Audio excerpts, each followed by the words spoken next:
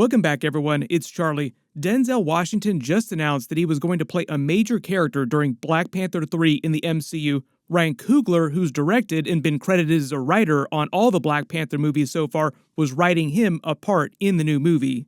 I know there's tons of questions about who he's playing. It raises more questions than it answers. What this means for the Black Panther lore, how is his character going to impact the wider MCU storyline, like how is he connected to all the bigger characters? So we'll break it all down.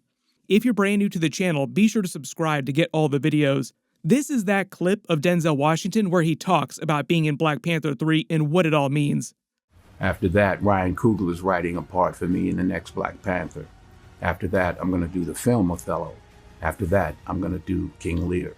After that, I'm going to retire. A big part of his interview is him basically saying that he wants to retire in the next several years. Like, please let me retire. I don't want to do more movies after these many long list of movies that I just named. And he just casually slipped in Black Panther 3 and they're like, oh, by the way, I'm going to be part of one of the biggest franchises that Marvel has. I am sure right after that interview dropped online, everybody started circulating that Kevin Feige and the Marvel people were on the phone with him like, please don't join the spoiler bros. We already have plenty of those. Tom Holland and Mark Ruffalo had that on lockdown. Typically, actors get in a lot of trouble when they drop they're going to be big characters in big franchises at Marvel. Usually they wait till like the very last minute till they absolutely have to announce someone, like when they're spotted on set by cameras. And they're probably not going to be filming the movie for a long time.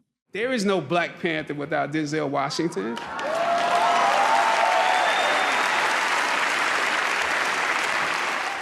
But I know the big follow-up is who is he playing, how is he connected to the wider MCU if he's playing a really important character, and when is Black Panther 3 actually going to be released? Like, when is the movie coming out? So the last I heard, Black Panther 3 was not meant to be a multiverse movie in the way that Loki or Deadpool and Wolverine are full-on multiverse. It's going to be more like Captain America Brave New World or Thunderbolts, where it's mostly just concerned with the main MCU version of Earth, in that version of Wakanda, those characters in the MCU.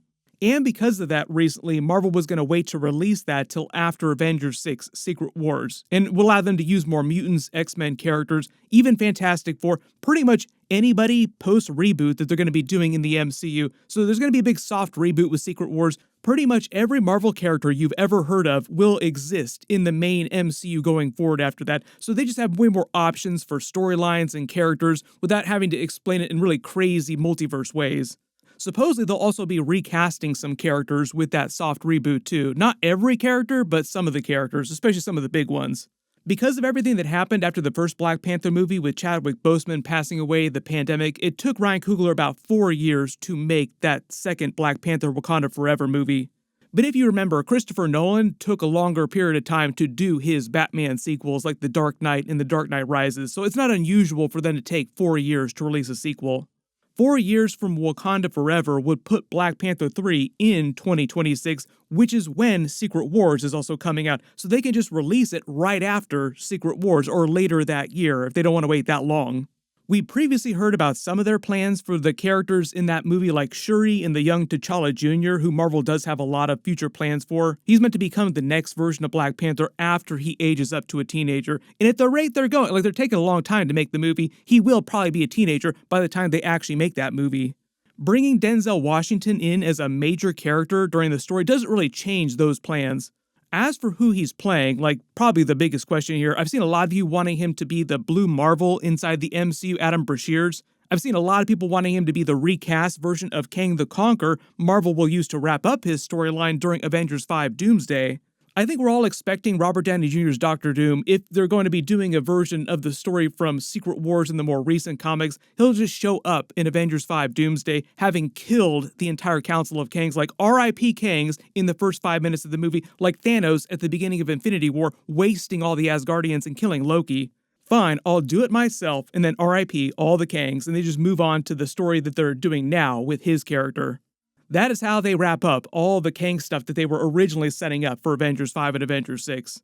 I've seen a lot of people who want Denzel Washington to be one of the ancient versions of Black Panther from their history, like the first Black Panther and the first King of Wakanda, Bashanga. We actually saw him at the very beginning of the first Black Panther movie, but they've never actually cast an actor to play him in the MCU yet.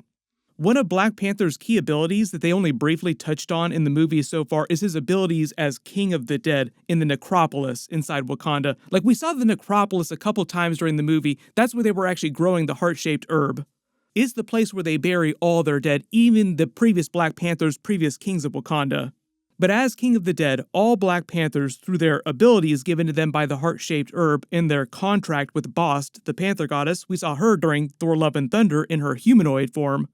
All Black Panthers across history have the ability to communicate with all previous versions of Black Panther simultaneously if they want, like a congress of Black Panthers. But unlike the Council of Reeds or the Council of Kangs, it's just the Black Panthers from the same universe going back through time, their ancestors, and it's not forward in time. So like during the time of Bashanga, at the very beginning when Wakanda was founded, he couldn't talk to future Black Panthers. He could only do that once he had died and was inside the ancestral plane. They kind of got into this during the first Black Panther movie when he goes into the ancestral plane to talk to his father. All the other Panthers in the tree that don't jump down are meant to be other previous versions of Black Panther that are ancestors of his. When he gets angry with his father later in the movie, the second time he talks to him, some of the other people that are standing there looking at them are other previous Black Panthers. And as cool as it would be to see him become the first Black Panther ever, I hear that Denzel Washington is probably going to be one of the villains, if not the main villain of the movie. And I just don't see them using a previous Black Panther as the main villain, or even the Blue Marvel giving him a villain arc either. There are a couple Black Panther villains from the comics that they haven't used in the MCU yet, but here's the thing, most of them are lesser villains, like D-list characters that very, very few people know about. And even though Denzel Washington would make a great Kang, it sounds like Denzel only wants to do one movie. He doesn't want to come back for a bunch future movies, so he'll be a one-off character probably. Which is why Ryan Coogler will probably just change the story of one of those lesser D-list Black Panther villains, write an original story for him with big changes to the comics, giving him a big upgrade, borrowing from a couple other comic book stories for the overall story, so it'll be more like him writing a big arc, but borrowing a lesser name from the comics to do it, with a character that bears no resemblance to the character that he's named for. So essentially they'll probably just make up an original story for him and just borrow somebody else's name from the comics. Personally, I would rather see him play the Blue Marvel just because he's such an important character from the comics with a big connection to the Fantastic Four characters. They'll be retconned in the MCU after Secret Wars, and we've been trying to get the Blue Marvel in the MCU for so long. He's one of the founding members of the Ultimates. Speaking of which, I was kind of upset that they didn't try to introduce him during the Marvels movie. It just felt like a huge missed opportunity because one of the whole bits was that all the characters in that film had the word Marvel in their name, like the Marvels is in plural, but they didn't do the Blue Marvel, arguably one of the biggest, most powerful characters. He's got crazy potential too, like it seemed like they were trying to build up to them actually forming an Ultimates team eventually in the future of the MCU, just so they don't have to lean on the Avengers every time they want to do a giant team-up movie. Bringing it back around to Black Panther also helps found the Ultimates, like he funds the team because he's one of the richest people in the MCU next to Tony Stark. All because vibranium is that valuable, like it is priceless. But like I said, if he's going to be playing one of the villains in the movie, I don't see Marvel giving Adam Brashear's Blue Marvel a villain arc, and they want to keep using Blue Marvel in many future movies and crossovers, like you don't want to do him as a one-off character. Can you imagine how pissed off people would be if they introduced a character as cool as Blue Marvel and then never ever bring him back?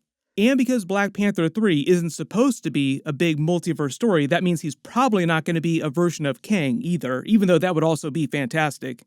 So again, without more information, I'm just expecting them to write an original story for Denzel and just borrow some lesser villain's name from the Black Panther comics. And if he's going to be a big villain, a lot of people asking, like he's getting up there in years, like if you've ever seen any of his Equalizer movies, he can still do action at his old age. Like you imagine Harrison Ford becoming Thunderbolt Ross and turning into Red Hulk during the movie, but all of his action scenes that we see in the Captain America trailer are when he's in full Red Hulk form, which is like full-on CG. It's like very identifiable as full CG. So it's not like they're making Harrison Ford do all that heavy lifting of the fight scenes. But I don't see them doing some giant CG character for Denzel, like they're not going to do the same kind of Red Hulk treatment for him. So everyone just let me know in the comments who you want him to play if it's not going to be a big multiverse story and he will be one of the villains of the movie. The only other big things we've heard about Black Panther 3 so far are about Marvel's long-term plans for Shuri and the young T'Challa Jr. And during the movie, Shuri is meant to pass the mantle of Black Panther down to T'Challa's son and he'll become the new Black Panther. The synopsis just says pass the mantle down to the son of a king, but that's clearly a reference to T'Challa's son here, and the villain of the movie is just listed as her greatest enemies in the comics, which Pays off a long-running fan theory too, I'll talk about in a second. But if you remember, a couple of years ago, Ryan Coogler was talking about the story arc that it sounds like he's going to give to this younger T'Challa. Lost his father very young, and basically he was like a boy king, you know, and then went away for a little while, comes back and then inherits the throne as a young man. And by the time he's T'Challa's age in the MCU, he's been a king for a long time, you know, and been without a father for a long time, you know, and so that character was much different. And you know, so I was trying to figure out how to incorporate these books into this story that I was inheriting and trying to flesh out. The funny thing about that is a story arc that he actually envisioned for the original Chadwick Boseman version of T'Challa. Like basically a young Black Panther, young king dealing with the death of his father and what it means to be king of a nation and what it means to be Black Panther. When the original Black Panther movie came out, we made all the Lion King references. Now you can make those again, essentially, with the young T'Challa. Like the circle is now complete, the circle of life. I would also not be surprised if they bring Kilmonger back too from the ancestral plane, just because he's such a popular character. There's also been a lot of talk about trying to get his son, Denzel's son, John David Washington, as a big Marvel character at some point too, and he does sound like somebody who could stick around for a long time in the MCU, so he could always wind up being the Blue Marvel of the MCU. He would also be a fantastic version of T'Challa Jr. if they want to age him up really fast, using Secret Wars as a way to explain that. But there's a bunch of big stuff coming up. I just did a trailer video for that Black Panther TV series that they're releasing episodes for next year. I'll do episode videos for that when they do start releasing. It's called Eyes of Wakanda. Click here to watch that, and click here for my new Thunderbolts and Captain America trailer videos. Thank you so much for watching, and I'll see you guys in the next one.